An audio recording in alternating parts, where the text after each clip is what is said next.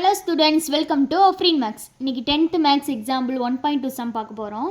Question என்னன்னா, if A cross B is equal to 3,2, 3,4, 5,2 and 5,4, then find A and B. A cross Bன்னு ஒரு செட்டை கொடுத்துருக்காங்க நமக்கு கிவனா. Next நமக்கு என்ன கொஷின் அப்படின்னா, இதிலிருந்து நம்ம என்ன கண்டுபிடிக்கணும்னா ஏயும் பியும் கண்டுபிடிக்கணும்.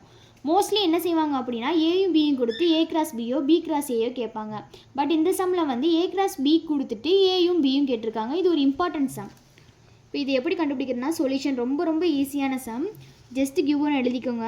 ஏ cross B is equal to 3,2, 3,4, 5,2 and 5,4. இப்போ ஃபஸ்ட்டு நமக்கு இங்கே என்ன இருக்குதுன்னு பாருங்கள், ஏ தானே இருக்குது. அப்போ ஃபஸ்ட்டு எலமெண்ட்டெல்லாம் எடுத்துக்கோங்க. செட்டில் இருக்கக்கூடிய ஒவ்வொரு ப்ராக்கெட்ஸில் இருக்கக்கூடிய ஃபஸ்ட்டு எலமெண்ட்டை எடுத்துக்கோங்க. அப்போ இங்கே என்ன இருக்குது, ஏ இஸ் ஈக்குவல்ட்டுன்னு போட்டுட்டு இங்கே என்ன இருக்குது 3, 2 டைம்ஸ் இருந்தால் 1 டைம் எடுத்துக்கிறணும். அப்போ 3 வந்து 2 டைம்ஸ் இருக்குது, 1 டைம் எடுத்துக்கோங்க. நெக்ஸ்ட்டு 5 இருக்குது, ஃபஸ்ட்டு எலமெண்ட் எடுக்கணும் ஃபஸ்ட்டுக்கு. இப்போ 5, அப்போ ஏயுடைய ஆன்சர் வந்து 3,5.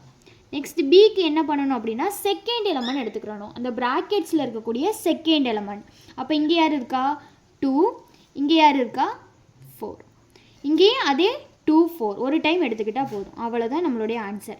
ஜஸ்ட்டு ஃபஸ்ட்டு இருக்கக்கூடியது ஃபஸ்ட் எலமெண்ட், செகண்ட் இருக்கக்கூடியது செகண்ட் எலமெண்ட். அவ்வளோதான் ஏயும் பியும். Thank you students.